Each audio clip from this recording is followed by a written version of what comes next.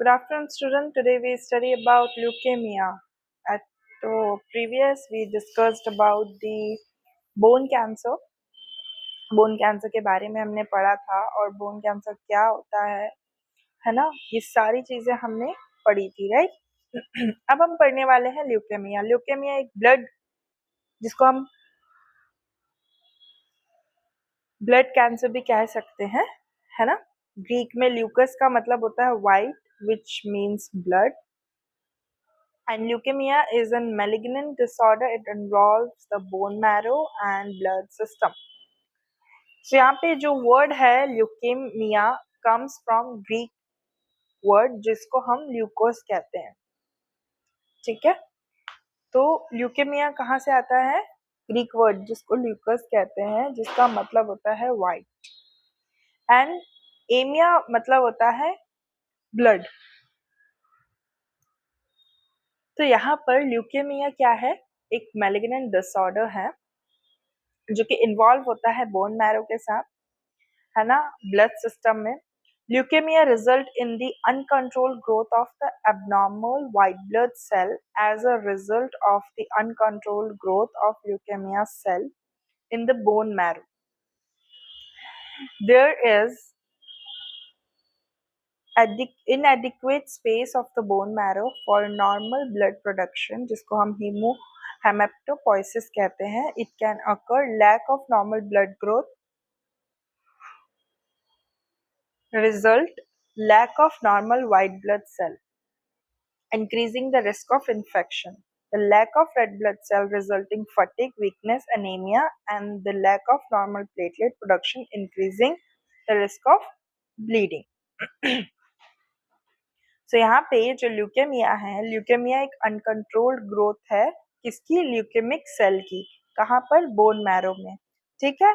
ये क्या करता है? बोन मैरो में एक इनएडिक्वेट स्पेस होती है जो कि नॉर्मल प्रोडक्शन नहीं होने देती है. किसका? रेड ब्लड सेल का, ठीक है? तो जिसके कारण नॉर्मल ब्लड ग्रोथ नहीं हो रहा है, जिससे व्हाइट ब्लड सेल्स भी नहीं बन रहे हैं, lack of white blood cells, जिससे इन्फेक्शन का रिस्क यहाँ पर बढ़ जा रहा है. और the lack of red blood cells ये क्या रिजल्ट करता है? अगर ब्लड नहीं है, खून की कमी है, तो क्या क्या होगा? फटिग, वीकनेस, अनेमिया, ठीक है? और ये सब कुछ होगा. फिर lack of normal platelet production, यहाँ पे क्या होगा? Increase the risk of the bleeding. यहाँ पे रिस्क क्या बढ़ जाएगा? ब्लीडिंग का रिस्क बढ़ जाएगा. अब आप इसे देखिए, इस स्ट्रक्चर को देखिए 2 मिनट.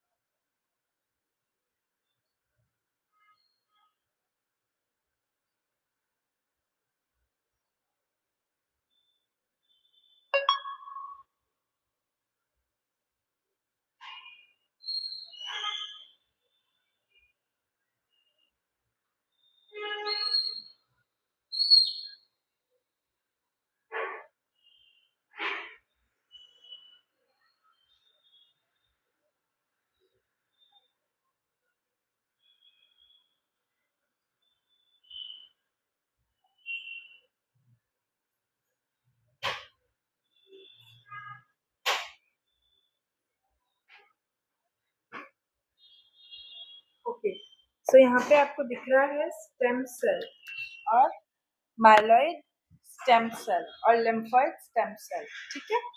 ये स्टेम सेल से दो चीज बन रही है, पहला तो बन रहा है माइलॉइड स्टेम सेल, दूसरा बन रहा है लिम्फोइड स्टेम सेल, है ना। अब जो लिम्फोइड स्टेम सेल है उसमें लिम्फोइड ब्लास्ट लिम्फोइड ब्लास्ट बन रहे हैं, ठीक है, जो कि आगे जाके व्हाइट ब्लड सेल बना रहे हैं, ठीक है।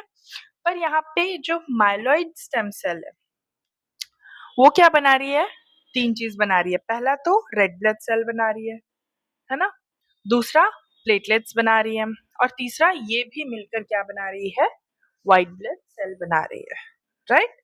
तो ये डायग्राम इस तरीके से है। अब बात करते हैं इसकी क्लासिफिकेशन के बारे में। इसका क्लासिफिकेशन क्या है। ल्यूकेमिया इज क्लिनिकली और पैथोलॉजिकली सब divided into the variety of large group. दो ग्रुप में, लार्ज ग्रुप में डिवाइड है। पहला तो एक्यूट और दूसरा तो है क्रॉनिक। तो एक्यूट है, ये कैरेक्टराइज किसका कैसे किया गया है, rapid increase of immature blood cells. यहाँ पे रैपिडली इंक्रीज हो रहा है किसका, इमेच्योर ब्लड सेल का, ठीक है। Immediately treatment is required for acute leukaemia due to the rapid progression of accumulation the malignant cell. यहाँ पे क्या हो रहा है, इमीडिएटली क्या हो रहा है, ट्रीटमेंट रिक्वायर हो रहा है acute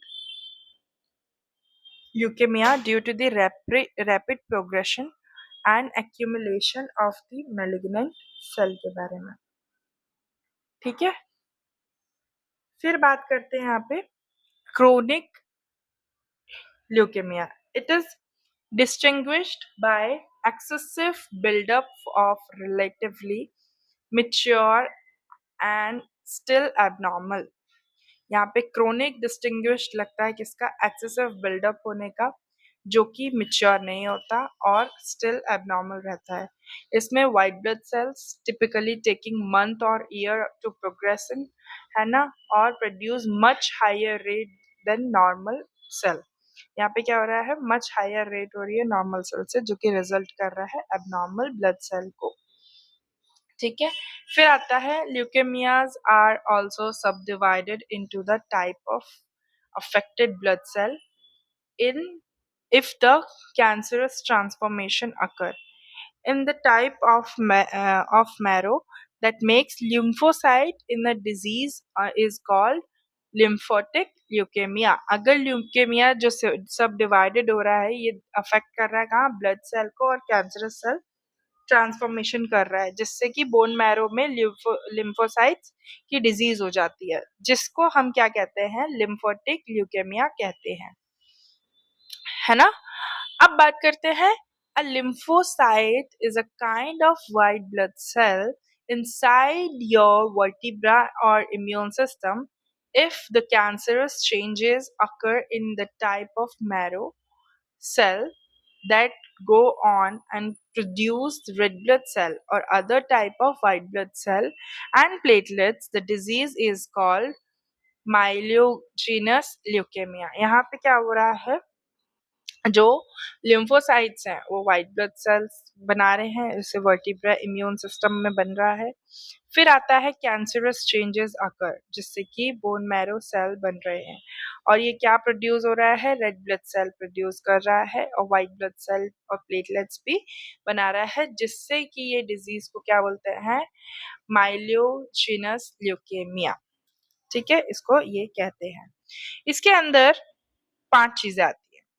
पहला आता है एक्यूट लिम्फोटिक ल्यूकेमिया, जिसको हम ALL कहते हैं, वेलकम टू इनक्रेडिबल, ठीक है, ALL कहते हैं, है ना। और ये मोस्ट कॉमन टाइप है ल्यूकेमिया का, जिसमें जो कि चिल्ड्रंस में ज्यादा देखने को मिलता है।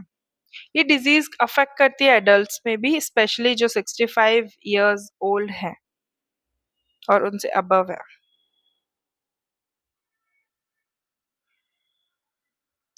फिर बात करते हैं इसके क्रॉनिक लिम्फोटिक ल्यूकेमिया के बारे में।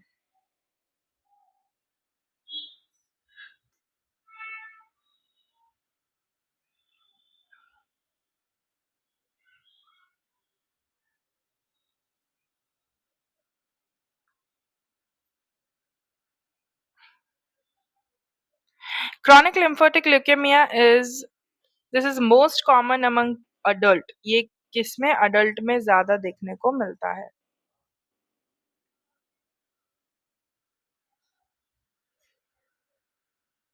ठीक है, ये adults में ज़्यादा देखने को मिलता है. Over 50, although younger adults can get it as well. तो younger adults को भी ये में भी ये देखने को मिलता है. अफेक्ट करता है चिल्ड्रन में. मोर एग्रेसिव इसमें सेल जो बीटा सेल्स हैं वो पॉलीलिम्फोटिक ल्यूकेमिया कॉज करते हैं.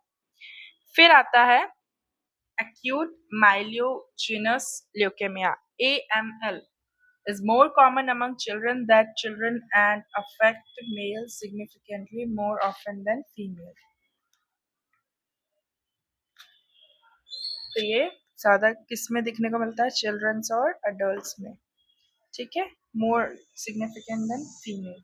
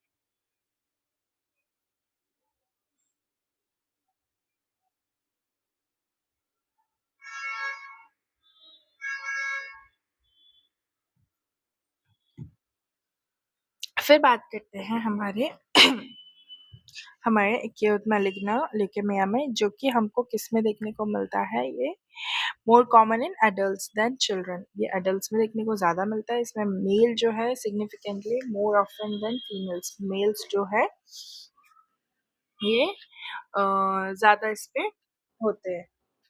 ज़्यादा कॉज इनमें मेल्स में देखने को मिलते हैं. फिर आता है chronic myelogenous leukemia. The vast majority of the patients are adult.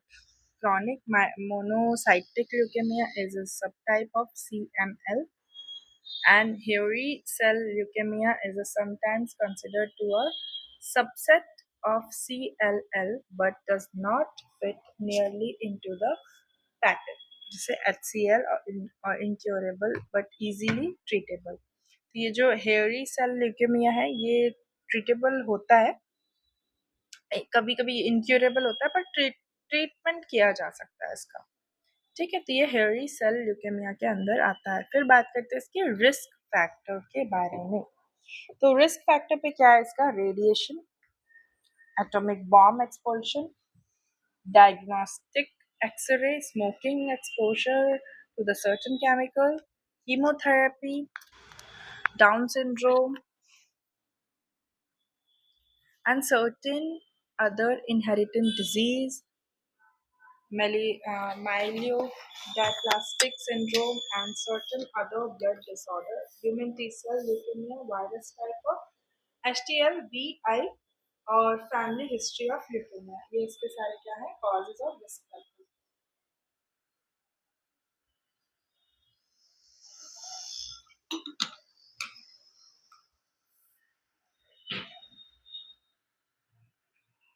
फिर आता है क्लिनिकल मैनिफेस्टेशन. क्लिनिकल मैनिफेस्टेशन में क्या होगा,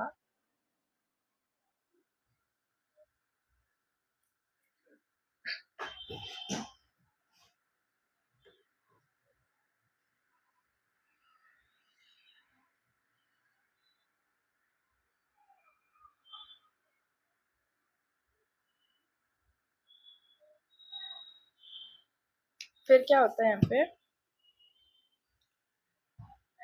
क्लिनिकल मैनिफेस्टेशन में?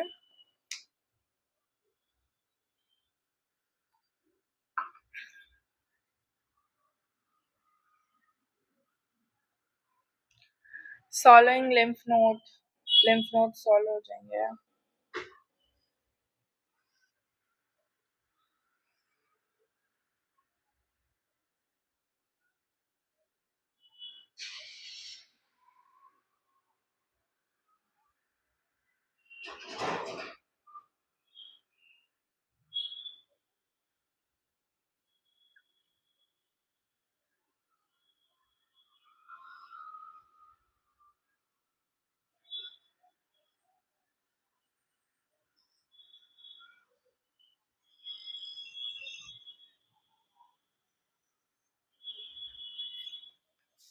ओके, सो यहाँ पे अनएक्सप्लेन फीवर जो होगा, कभी आएगा, अचानक से आएगा, अचानक से चला जाएगा, 4 दिन आएगा, 4 दिन नहीं आएगा, इस तरीके से फीवर आएगा। फ्रीक्वेंट इन्फेक्शन हो सकता है, नाइट स्वेट हो सकता है, फटीग होगा, वेट लॉस भी होगा, इजी ब्लीडिंग और ब्रशिंग ब्रशिंग होगा, और फिर पर्पलिश पैचेस होंगे स्किन में, है ना, जैसे क्लॉट वगैरह हो जाता है, किसी की मार लग जाती है तो लोहे की, तो इस तरीके से। फिर टाइनी रेड स्पॉट होंगे, है ना, फिर एब्डोमिनल पेन होगा, डिस्कम्फर्ट होगा, फुलनेस लगेगी, enlarged spleen in lymph node लगेगा, लिवर में भी enlargement लगेगा, फिर आएगा weight loss for no reason, unknown reason, फिर आएगा पेन इन द बोन्स और जॉइंट, यहाँ पे होगा, ठीक है।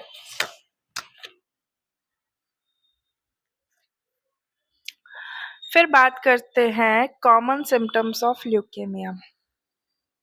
यहाँ पे आएगा psychological lymph node, psychological fatigue, loss of appetite, यहाँ पे साइकोलॉजिकल सिम्टम्स होंगे, ठीक है। लिम्फ नोड में स्वेलिंग रहेगी, स्प्लीन और लिवर में इन्लार्जमेंट होगा, स्किन में नाइट स्वेट होगा, इजी ब्लीडिंग होगी एंड ब्रुशिंग भी होगा, पर्पलिश पैचेस होंगे, बोन और जॉइंट में पेन और टेंडरनेस रहेगी, मसल वीक रहेगी, lungs easy shortness of breath होगा, सिस्टमिक में वेट लॉस होगा, फीवर होगा, फ्रिक्वेंट इन्फेक्शन होगा, ठीक है। फिर आता है collection of leukaemia as a cell in certain parts of the body may cause the following symptoms, जैसे कि हेडेक और कंफ्यूजन, ठीक है।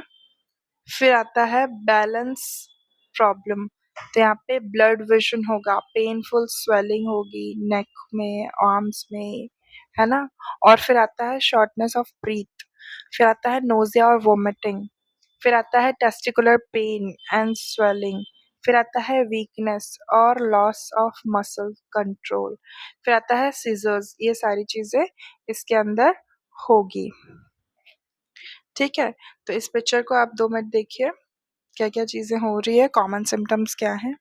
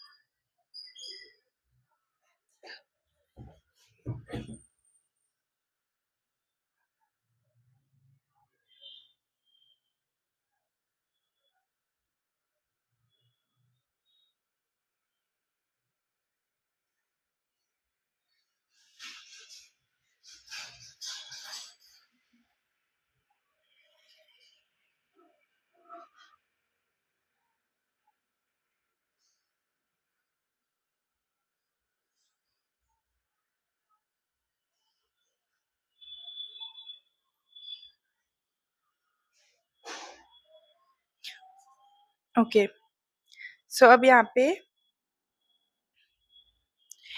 पे कलेक्शन ऑफ ल्यूकेमिया में मैंने आपको बताया हेडेक और क्या-क्या रीज़न हो गया। अब बात करते हैं इसके मैनेजमेंट की, राइट? तो मैनेजमेंट क्या है यहाँ पे? कीमोथेरेपी। कीमोथेरेपी में वही डेवलपिंग टाइप ऑफ ल्यूकेमिया किस तरह का है, सिंगल ड्रग देना है या कॉम्बिनेशन ऑफ ड्रग देना है, तो इस तरीके से हम क्या करते हैं इसकी कीमोथेरेपी करते हैं, राइट?